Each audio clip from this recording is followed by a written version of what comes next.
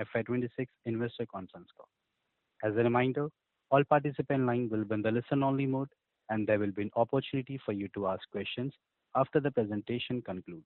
Should you need assistance during the conference call, please signal an operator by pressing star then zero on your touchtone phone. Please note that this conference is being recorded. I now hand the conference over to Mr. Anand Sethuraman from BSE Limited. Thank you, and over to you, sir. Good evening, everyone, and thank you so much, Danish.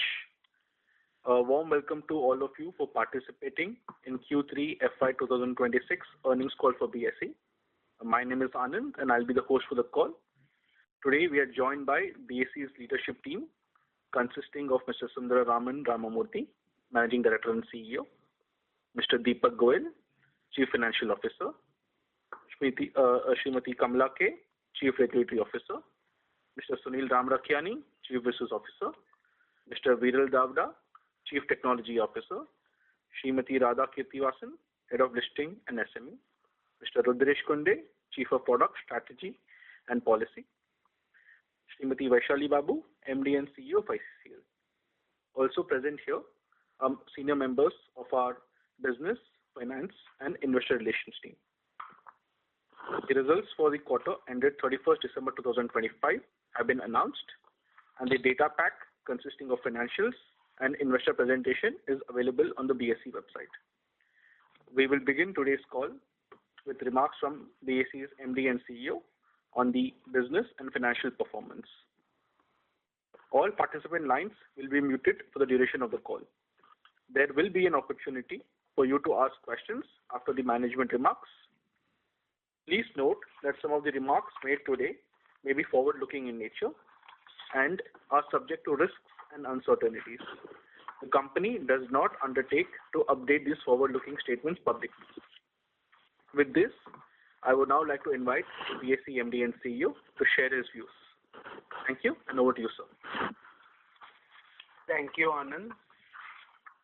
Good evening, everybody, and a warm welcome to all our esteemed stakeholders for joining the call today to discuss Q3 FY2026 earnings. Warm wishes for the new year to all of you. Let me first talk a little bit about the macroeconomic environment. The global landscape has become more volatile, with geopolitical tensions, trade and tariff uncertainties have weighed on global investor confidence. We have seen unprecedented movement of gold and silver prices and outflows from India by FPIs. However, the Indian economy continues to demonstrate strong and stable growth, with the year starting on a good note. I take this opportunity to congratulate Honorable Prime Minister Narendra Modi ji for successful agreement of the trade deal with the United States. Together with the trade deals with EU and UK announced earlier, the move to progressively lower tariffs and non-tariff barriers has the potential to enhance market access, boost trade, and enable deeper strategic collaboration while further strengthening India's position as a trusted partner. This will enhance the global competitiveness of Indian products while catalyzing manufacturing, growth, employment creation, and the development of resilient supply chains, directly advancing the vision of Viksit Bharat, which bodes well for the Indian capital markets. I also congratulate Honorable Finance Minister Srimati Nirmala Sitharamanji for her ninth consecutive budget, articulating a clear shift towards ecosystem-driven industrial strategy and long-term capital formation. For capital markets, the budget offers a blend of structural reforms, liquidity-enhancing measures, and regulatory fine-tuning aimed at shaping deeper, more resilient financial architecture. By expanding foreign investor limits, strengthening the corporate bond framework, and maintaining fiscal discipline, the budget enhances liquidity and broadens participation.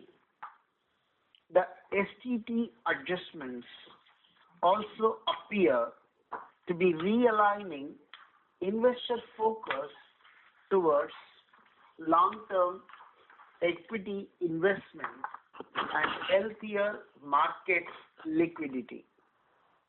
Additionally, the rationalization of the buyback tax removes distortion that previously encouraged tax arbitrage.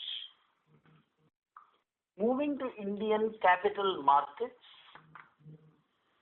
the defining feature of 2025 was the composition of capital flows, not their absolute size.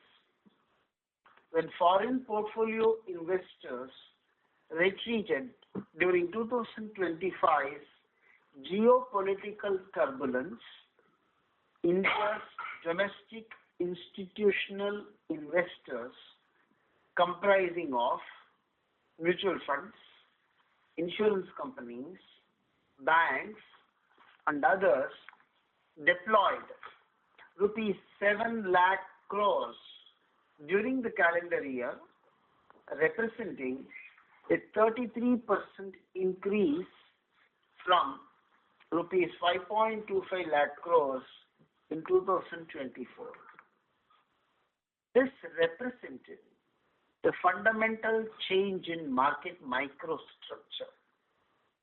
The year demonstrated that domestic capital could manage foreign outflows without systemic disruption.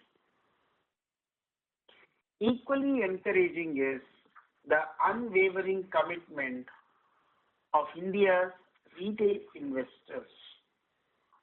SIP flows touched a record high of rupees 3.34 lakh crores in 2025 from 2.68 lakh crores in 2024, reaching new all-time levels and reinforcing the deepening culture of disciplined long-term investing across the country.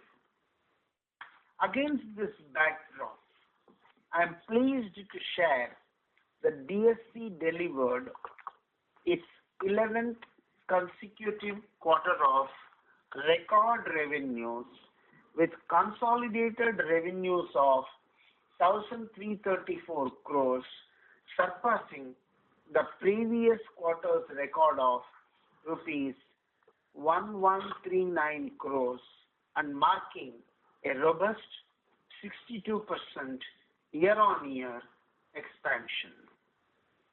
Moreover, with cumulative revenues reaching rupees 3,518 crores during the first 9 months of the current financial year, BSE has already exceeded the total top line of rupees 3,236 crores recorded for the entire previous fiscal, underscoring the strong and sustained growth momentum across its business segments. I will now share some of the key financial numbers on a consolidated basis for the quarter ended December 31st, 2025 as compared to the corresponding quarter previous year. BSE's operational revenues have grown by 62% to 1,244 crores from rupees 768 crores.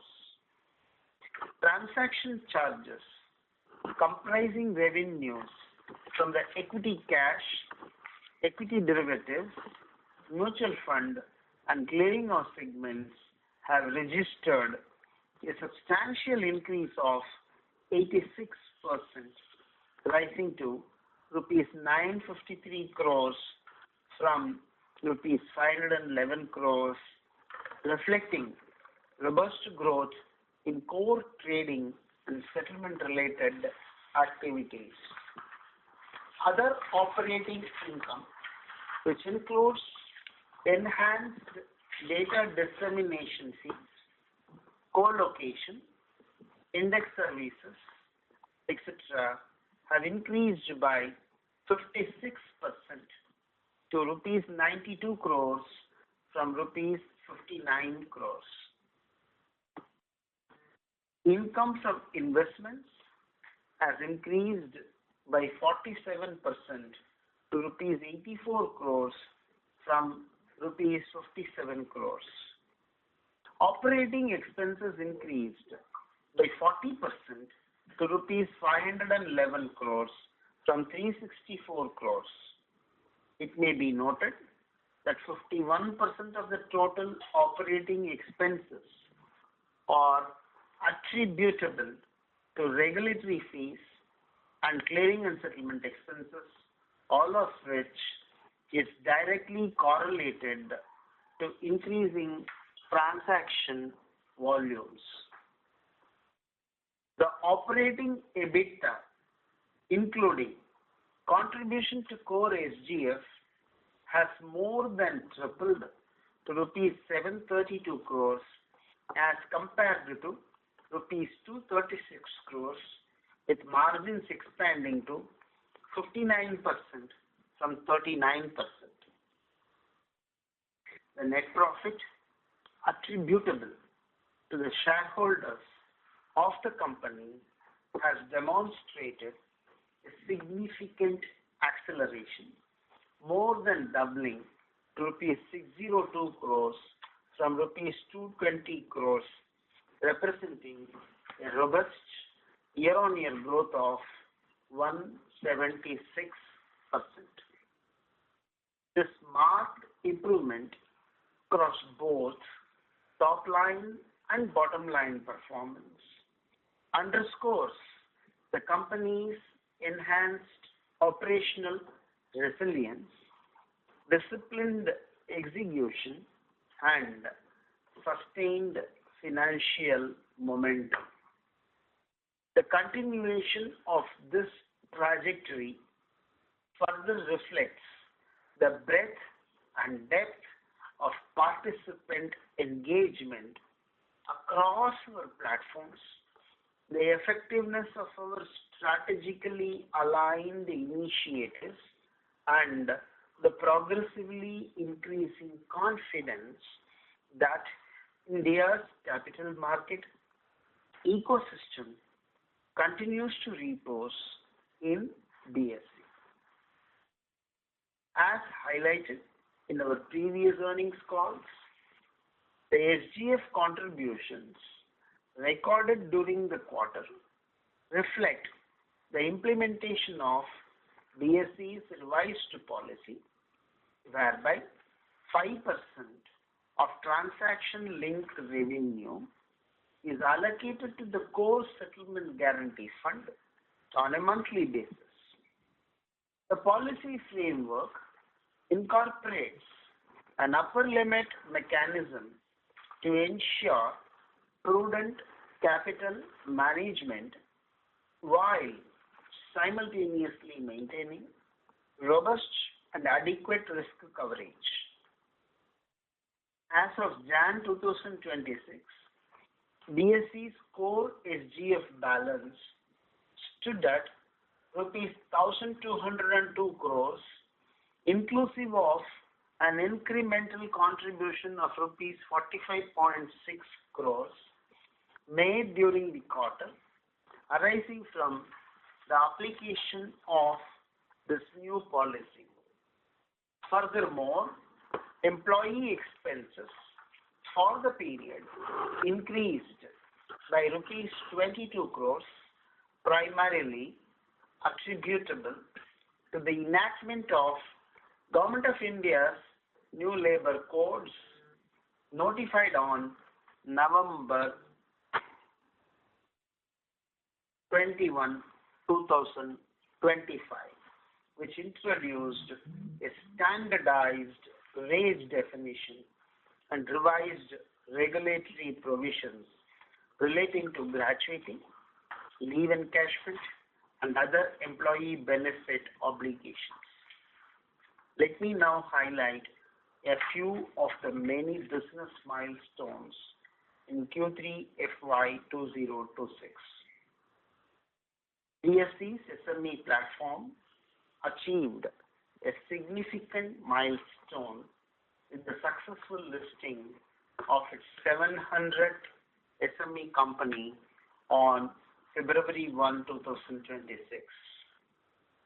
The pace of listings has accelerated meaningfully with the most recent tranche of 100 companies added within a span of just 179 days, marking the shortest interval recorded to date. Collectively, these 700 SMEs have mobilized rupees 14,735 crores in capital and together represent a cumulative market capitalization of approximately rupees 1.8 lakh crores, reflecting the platform's growing depth, scale, and relevance within India's evolving capital market ecosystem.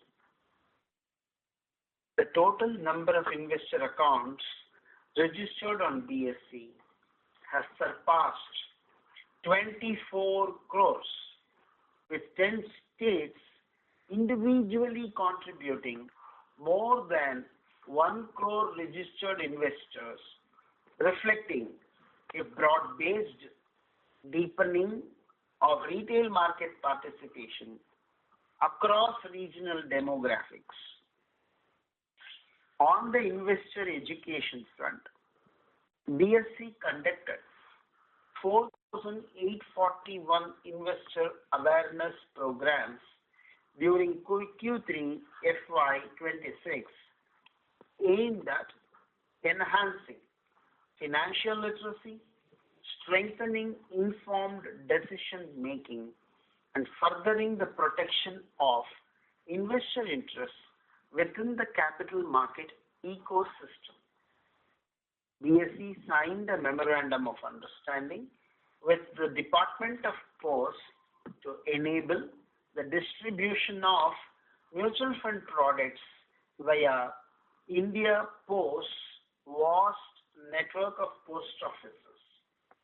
Under the agreement, selected postal employees will be trained and certified to act as mutual fund distributors using the BSE Star MF platform to facilitate transactions.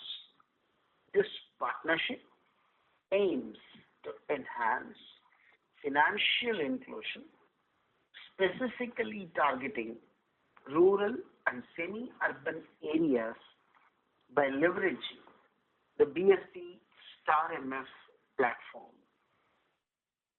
SEBI, along with BSE, launched the first ever bond issuer outreach program, introducing The new identity, bonds, Ek Sashakta Bandhan.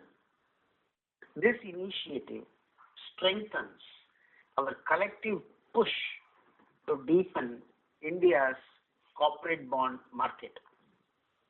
At BSE, we remain committed to building a transparent, digital, and issuer-centric ecosystem that broadens participation, enhances trust, and positions corporate bonds as a key engine of long-term capital formation.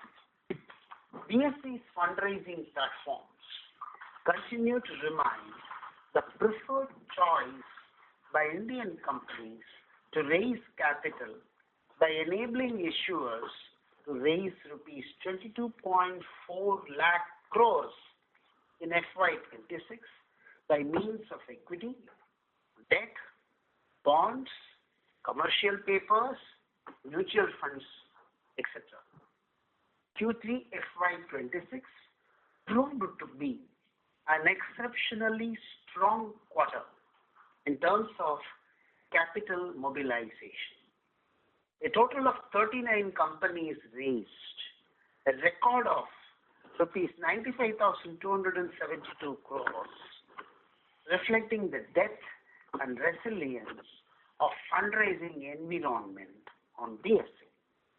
The strong uptick in the IPO pipeline since early 2025 continues to reflect the vibrancy of India's primary markets, reinforcing BSE's position as a preferred listing venue across both the main board and SME segments.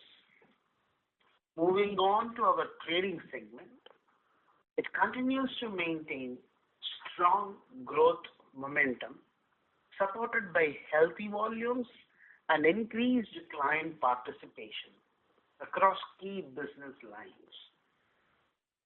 Cash market trading volumes remained at long-term normalized levels at rupees 7,645 crores in Q3 FY2026 against rupees 6,800 crores in the same period last year.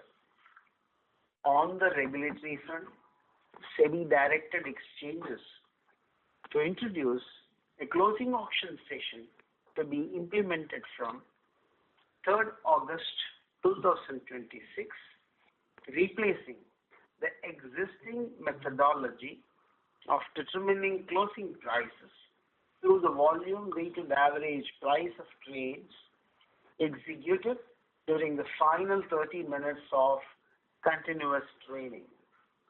The shift is anchored in the objective of ensuring a fair, transparent, and representative closing price, particularly given its critical role in derivatives settlement, index computation, and mutual fund net asset value calculations. In addition, SEBI has aligned the pre-open auction session with the CAS framework. The pre-open session will remain 15 minutes long, although market and limit orders follow a similar equilibrium price discovery mechanism with random closure and improve transparency through dissemination of indicative prices and other imbalances. BSE is preparing to implement the changes to ensure a smooth transaction for all market participants. The BSE Index Derivative segment continued to exhibit a strong and sustained growth trajectory during the quarter, with the average daily premium turnover reaching a new record of rupees 19,459 crores, more than double recorded in the corresponding quarter of the previous year and representing a sequential increase of 30% QOQ.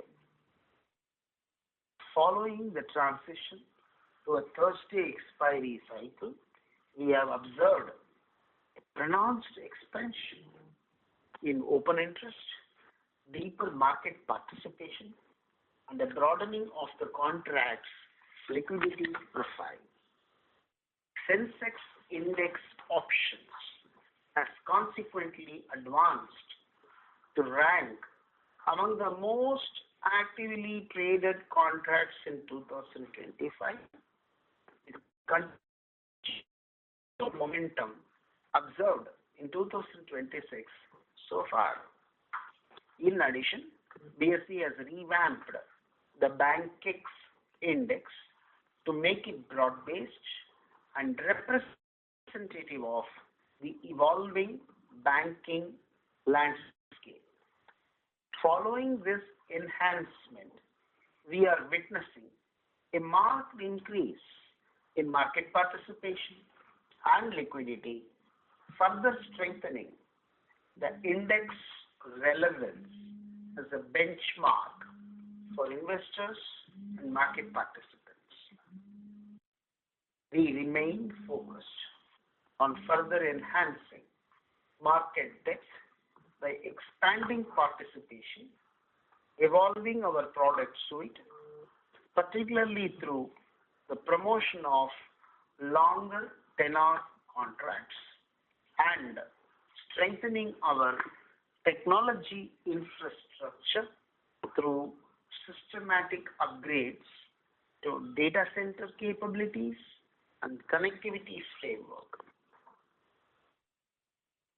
Co-location continues to constitute a strategically significant component of our broader diversification agenda, serving as a critical enabler of enhanced market access, latency-sensitive trading infrastructure, and long-term revenue stability. During the quarter under review, co-location revenues stood at rupees 48 crores, broadly in line with the previous quarter. A revised throttle charge framework introduced in July 2025 continues to support the steady performance, with utilization trends remaining healthy. Turning to our mutual fund distribution business, BSE Star MF continues to serve as a strategically important pillar of our market infrastructure ecosystem, playing a critical role in facilitating retail participation at scale and strengthening the efficiency and transparency of mutual fund transactions nationwide. During the quarter, the platform delivered yet another period of record performance, with revenues increasing 14% year-on-year to rupees 72.5 crores. Transaction volumes also exhibited strong momentum, rising 21% to 21.7 crore transactions in Q3 FY2026. Notably, the platform achieved a new monthly peak of 7.97 crore transactions in Jan 2026, further reinforcing its position as a high-growth, systemically critical distribution channel within India's mutual fund landscape. Moving to our subsidiary business now. BSE's clearinghouse, Indian Clearing Corporation Limited, ICCL, continues to grow in Q3 FY26, with equity settled turnover at rupees 8.14 lakh crores and equity derivatives premium turnover at rupees 12.57 lakh crores, the number of equity derivatives contracts settled stood at 364 crores. This was enabled by major tech upgrades, including re-engineering of our real-time risk management system and scaling trades per second per member from 3,000 to 27,000. BSE Index Services, a wholly owned subsidiary of BSE, offers a comprehensive portfolio of 200 plus indices spanning broad-based, thematic, factor, and strategic equity categories, serving over 350 marquee clients both domestically and globally. As of December 2025, passive products tracking our indices have surpassed rupees 2.7 lakh crores in AUM, with 85 passive schemes benchmarked to our indices. Since the acquisition of 50% stake from SPDJI, the company has launched 50 new indices, significantly accelerating innovation. Additionally, the company has obtained RBI approval for 2 debt indices, expanding our product suite beyond equities. Overall, this quarter, we recorded our strongest performance to date across multiple dimensions, including top line and bottom line expansion, new listings, transaction-linked revenues, clearinghouse activity, market data services, and index-related revenues, underscoring the scalability, resilience, and operational depth of our diversified business model. These outcomes reaffirm the effectiveness of our initiatives. I'm sorry to interrupt you, sir, but there's a lot of disturbance from the background. Thank you. These outcomes reaffirm. I'm sorry to interrupt, Bula. Hello. Hello. Shall we reconnect? Yes, please. No, I think. No,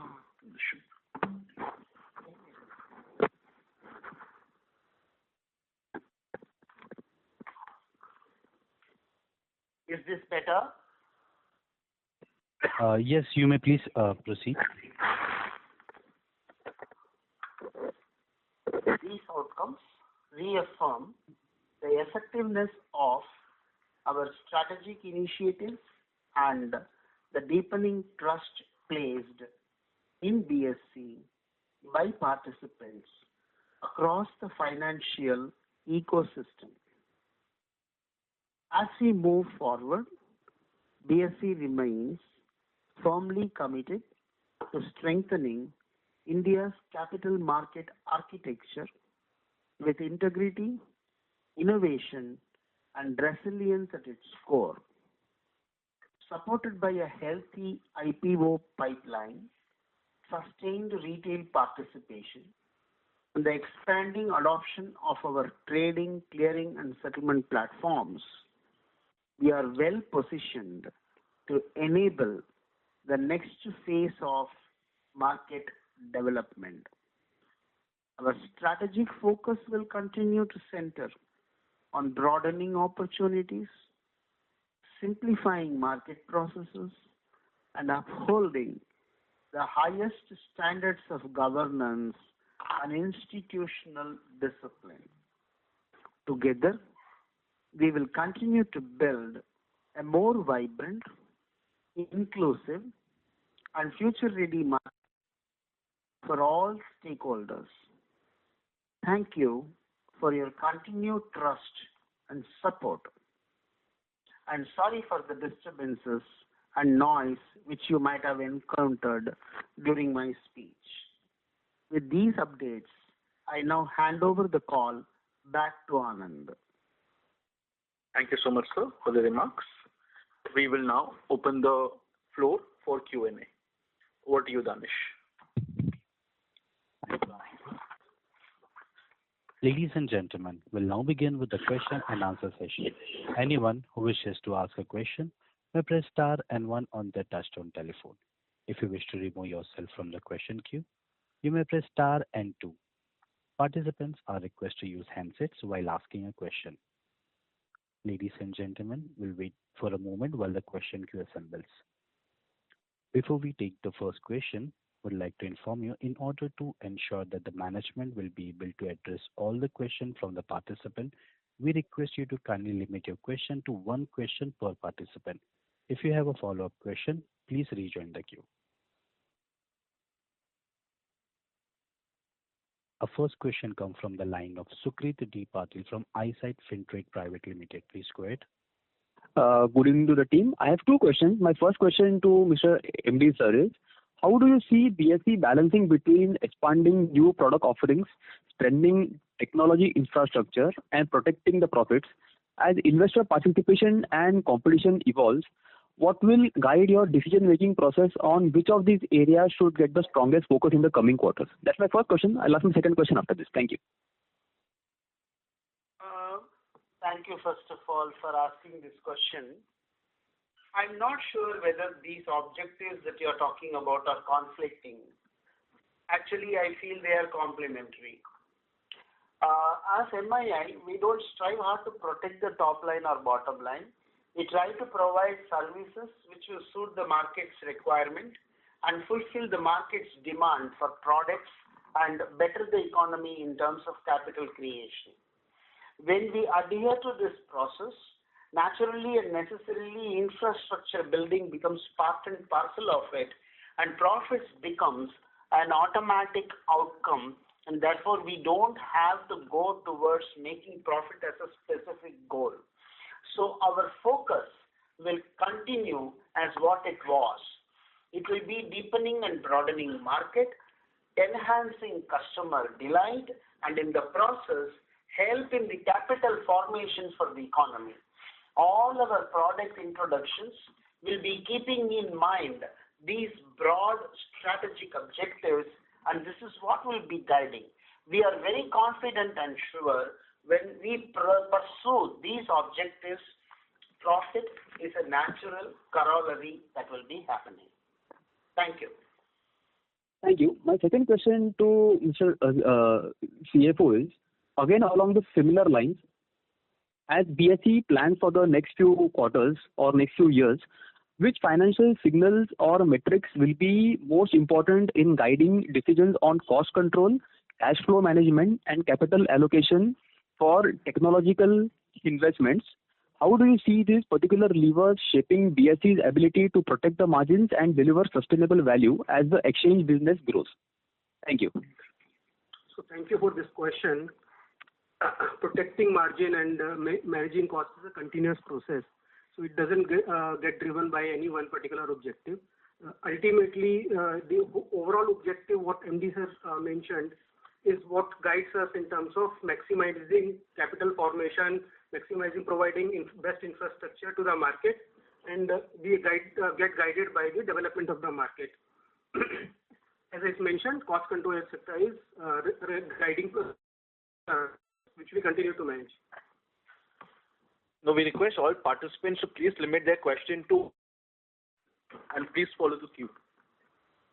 Thank you and best wishes. Thank you so much. Again, reminder for all the participants, please limit the question to one question per participant. Our next question comes from the line of Swarab Mukherjee from BNK Securities. Please go ahead. Hi, sir. Thank you for the opportunity. I just wanted to understand in terms of the core SGF contribution. So the limit that you have in mind. How much runway for that is left? If you could give some color on that, that would be very helpful. Thank you. Thanks for this question. At this point of time, if you recall, we decided to contribute 5% till we reach a threshold of 150%. In this quarter, we have reached the threshold of 150%, limiting therefore the requirement to contribute the amount to lesser than 5%. That is where we stand. Okay, sir. Very helpful. I'll come back in the queue. Thank you.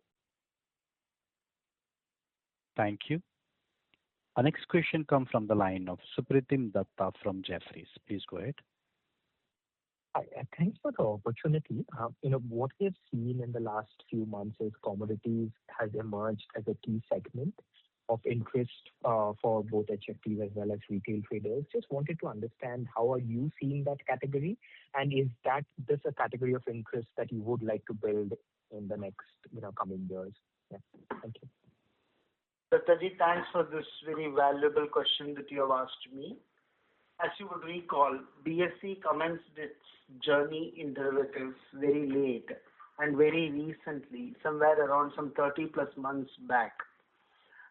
We started it from scratch, and therefore we needed to consolidate ourselves, put ourselves in a growth path, and the policy of deepening and broadening of markets and customer delight were to be achieved. So I think slowly and steadily we are reaching there. And we do recognize the fact that commodities are very important underlyings from a nation's perspective and its overall economic development. So clearly, once we feel well stabilized in what we have started to do, and once we feel we are resilient, we will certainly be embarking on all the available opportunities, including commodities, with the same seriousness with which we took derivatives for equities. Hope this answers your question. Yeah, so when would you think that, you have become resilient on the equity derivative side so that you can pursue these, new opportunities? Honestly, 30 plus months before when I started, I never thought I will reach this place in 30 months. So it's very difficult to put a timeline. It can be anything. So the passage for us in equity derivatives has been really swift. We hope the same way we progress further so that we can take up other areas. Thank you, sir. Thank you. Reminder for all the participants, please limit the question to one question per participant. Our next question comes from the line of Amit Chandra from HDFC Securities. Please go ahead. Yeah, so thanks for the opportunity. So my question is on the strategic direction that you laid in terms of gaining market share in the in the cash segment, and also improving on the monthly contribution in the option side, and also the institutional participation. So where we are in that journey, maybe if you can update us versus last quarter commentary, and also in terms of the market share that we see in terms of co-location and clearing corporation. We are currently in terms of revenue market share for colo, we are at 14%, around 14-15%. In clearing corp, we have gained up to around 25 to 27%. So is it fair to assume that these market share will converge to our options market share eventually in the on the cash market segment and in the monthly options to start with? As far as cash market segment, clearly we felt there need to be a level playing field in the market, which was absent. So with a lot of regulatory advocacy, common contract notes were brought in place. What we are understanding from the market participants is that while they absolutely realize the benefits of common contract notes, when they seek algo approvals so that the SOR can be implemented and best price execution could be implemented for the market participants, there are quite a few bottlenecks that they are encountering. We are very confident that wisdom will prevail and the market will be ready to embrace competitiveness with open mind so that the market participants get the benefit of best price execution and become exchange agnostic. I think it's a transformation and it's therefore a journey all participants need to embrace what is good for the market without thinking what is good for themselves. And we are confident that it will happen. More and more participants are getting aligned with this, particularly mutual fund and insurance companies have started seeing the benefits of embracing this path and getting the benefits of best price execution.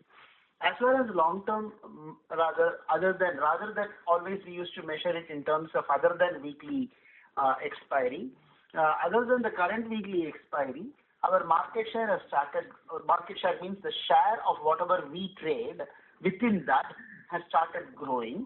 And earlier we were the next week and next to next week.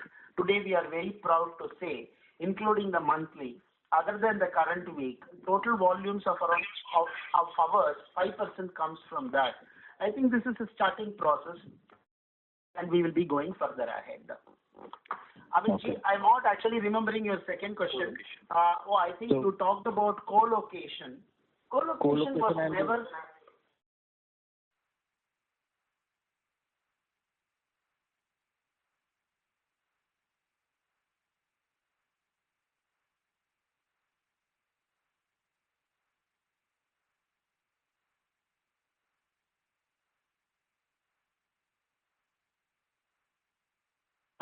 It has become a profit center. At this point of time, we are planning to allocate 80 more racks, which is in the offing soon. Which way and how will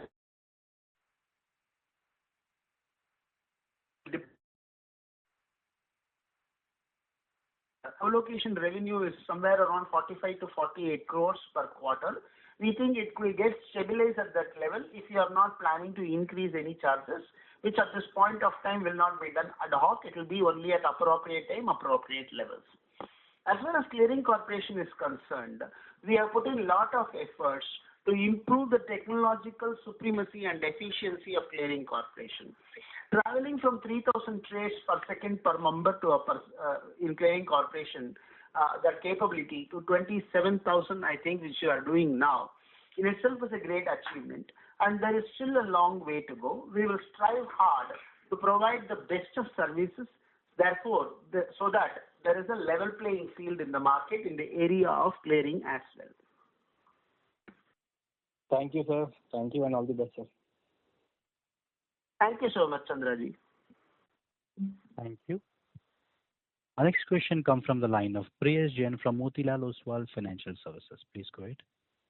Yeah, hi, sir. So my question is on stock options. How do we kind of scale up that segment? Is it linked to the cash volumes, and what are the efforts and what are the plans for that particular segment? Because I think that's a decent part of the industry volumes in terms of premium turnover, and the premium to notional is also significantly better there. So what are the thoughts on that particular category over the medium term? It's a very good question that you are asking. BSE always looks for product diversification in its portfolio. Certainly, therefore, stock options would be one of the areas which we will be looking into. As you would be knowing, comparatively, stock futures were more attractive products for the market compared to stock options. The stock options were therefore getting slightly lesser attention compared to stock futures. And as I said previously, we recently started our journey just around 30 months before, and it was fortunate for us that we were able to grow to the level where we are. Now our primary focus has been at this point of time on cash market volumes and bringing in level playing. Other than the current week options,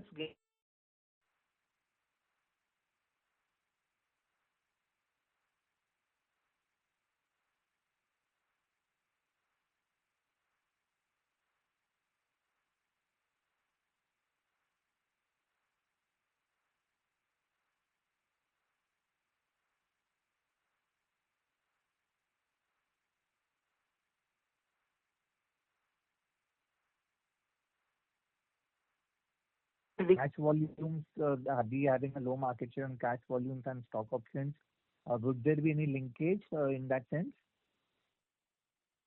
It is very difficult to say that because the market microstructure is not that easy to predict. Whether the stock market volumes will increase, stock options volume, or the vice versa will happen, or they will continue to exist. See, today, if you look at it, the cash market is fungible across exchanges. The stock options, in a way, are fungible across exchanges. So I don't know whether there is any prerequisite of one to be present in the same exchange or the other. So it's very difficult to give an answer in that sense. The stock as a underlying is very active in Indian markets. That in itself, therefore, should be sufficient for picking up stock options. Probably it may not be venue sensitive. That is one view, but we have to wait and see how it unfolds. Thank you so much, sir. All the best. Thank you. Our next question comes from the line of Deepak Ajmera from IGE India. Please go ahead. Thank you. Thanks for the opportunity and congratulations on great set of return, and also congratulations considering or looking at January number where Sensex is higher than the NSE in terms of national turnover Nifty. So my question is on the charges. To my knowledge, premium compared to the turnover, we are charging lower than the NSE. So what is plan there to increase the same? Thank you. Ajmera ji, thank you for your congratulatory messages and thanks for kindly attending this call and asking this question. And thanks for noting the way in which Sensex is growing. At this point of time, the charges that we make are around 250 rupees lower on a per crore basis.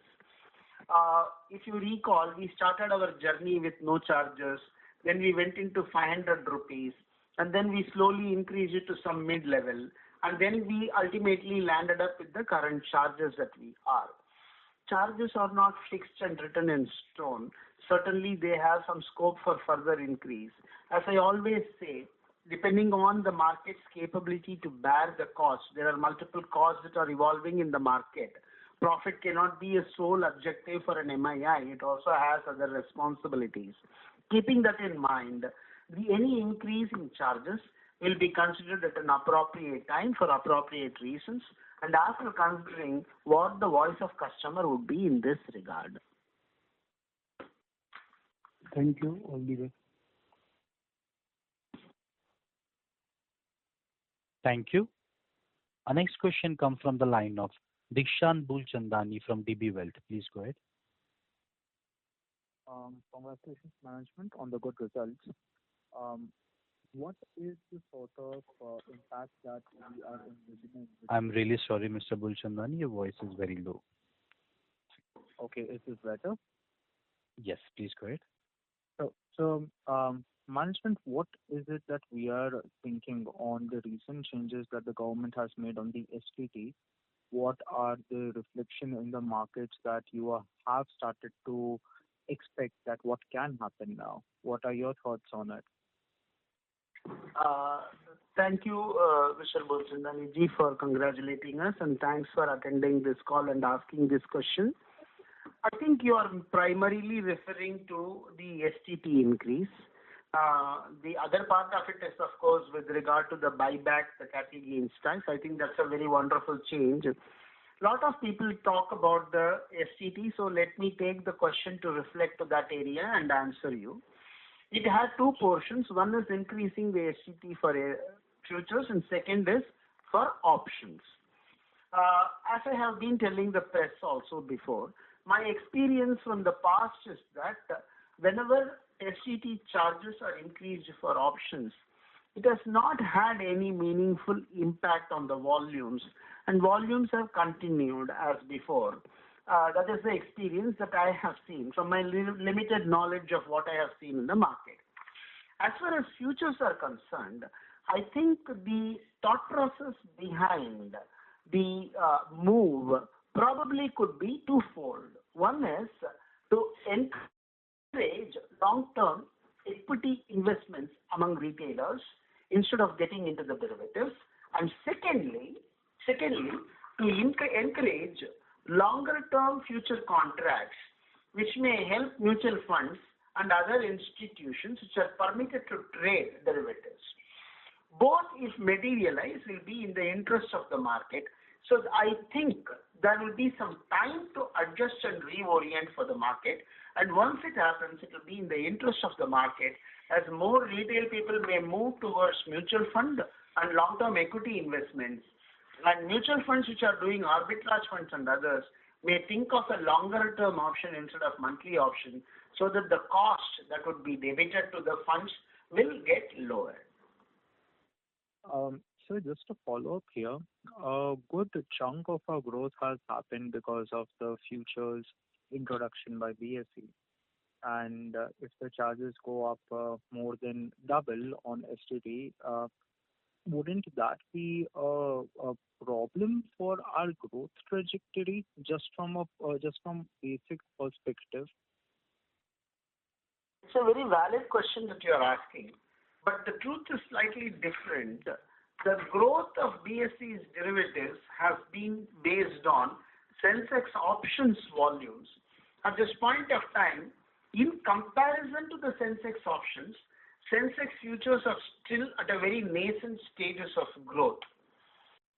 Because it is at a small level, I don't think it will have much impact because of any increase or decrease. If it had been a significant chunk, there is a probability for us to rethink on what could be the strategy for futures. Since at this point of time, it looks like more a supporting volume for options that is happening in very nascent stages, we do not find any impact specifically coming on Sensex futures because of the change. So this is more of a neutral news for us rather than a negative news for us or an impact on our direct business. Bulchandani, I think we should restrict it to one question. You had two questions, and if you are getting into three questions, I have replied you. I am sure you get what I am saying. You should get into the queue again. Yeah? Thank you, sir. Thank you.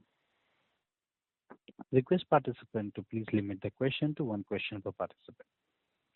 Our next question comes from the line of Devesh Agarwal from IIFL Capital. Please go ahead.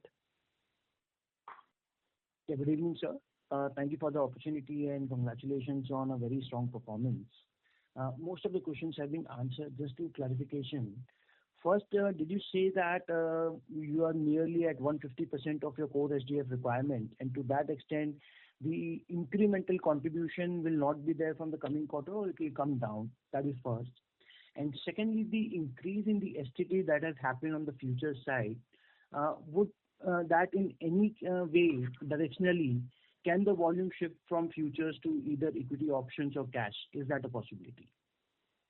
As far as the SGF, if you look at it, most of the time, what we talk about SGF is more on a retrospective basis. On a prospective basis, it's not very amenable for prediction.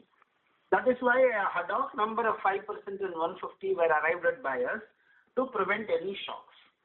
In this quarter, with the type of parameters that we have seen, we found that there was no need for us to contribute the entire full 5%, and we restricted somewhere around 3% plus, I guess, because we touched the top line of 150%.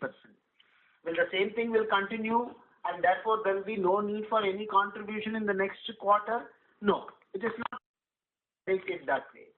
As we always maintained, the algorithm for computing the SGF requirement is a complex one, and therefore, depending upon what is the highest open interest and other things in the next quarter, there may be a need for contributing or there may be no need. The move is not to predict and prevent. The move is to normalize so that there are no sudden jerks. As far as the SGT is concerned, your question was, will that result in move towards options? Will that lead to move towards equity, underlying equity volumes? My impression is that the way the futures STT is structured, I think it is more to encourage people, particularly retailers, to think of participating in longer term equity, and for mutual fund and others to think about longer term futures instead of monthly futures. So that could be the result. options at this point of time for various reasons in a growth trajectory. Because of that, while the growth may be slightly slower compared to what it was, I think it will still grow and may not show any severe impact because of the SCT increase. All these are what we consider could be truth. The time will tell what is the right thing, and maybe we have to wait and watch to see what type of reaction the market has. Because market cannot be just predicted with our own understanding. Market is complex, and so we will have to wait and watch is my reply to your question. Understood, sir. Thank you so much and all the very best. Thank you. Thank you so much. Ladies and gentlemen, due to the time constraint, that was the last question for today. I now hand the conference over to Mr. Anand Sethuraman for closing comments. Thank you, and over to you, sir. Thank you so much, Danish. Thank you everyone for joining the call today. If you have any further questions, please feel free to reach out to us at bse.ir@bsenew.com. Thank you. Thank you, Anand, sir. Ladies and gentlemen, on behalf of BSE Limited, that concludes this conference. Thank you for joining us, and you may now disconnect your lines.